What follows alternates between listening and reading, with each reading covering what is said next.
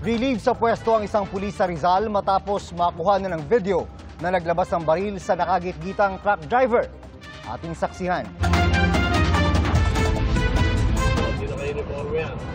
Sa viral video na ito, makikita ang isang lalaking may hawak na baril at nakaharang sa unahan ng truck. Magbabayaran ka sa akin. Ayon sa truck driver na kumuha ng video, nagpakilalang pulis ang rider na may baril. Pero nakasibilyan at nakatsinelas lang siya ng oras na yon. Galit daw ang rider na nagsabing nagit-git umano siya ng truck. Ang videong yan umabot na sa mahigit 3 milyong views sa social media.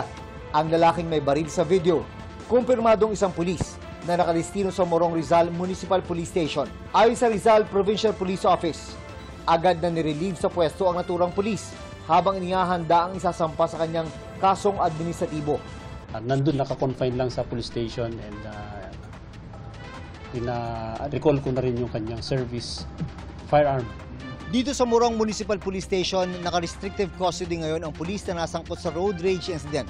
Ang driver naman ng 16-wheeler na kanyang nakagitgitan sa kalsada, hindi pa rin nagsasampa ng reklamo hanggang ngayon.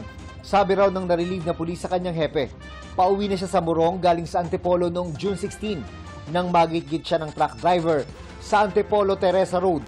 2 beses daw niyang sinubukang pahintuin ng truck pero di umano siya pinansin ng driver nito.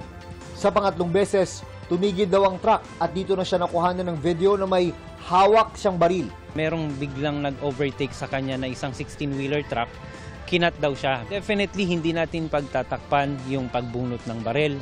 Pero yung kanyang version naman, inignore daw siya nitong nasabing driver o nagdire-diretso. That's the time na tumigil siya for the second time at binunot na niya yung baril niya kasi natatakot siya, baka siya ay banggain na po nitong truck driver. Yung pagbunot ng baril na is mali yun. Kasi meron naman kaming yung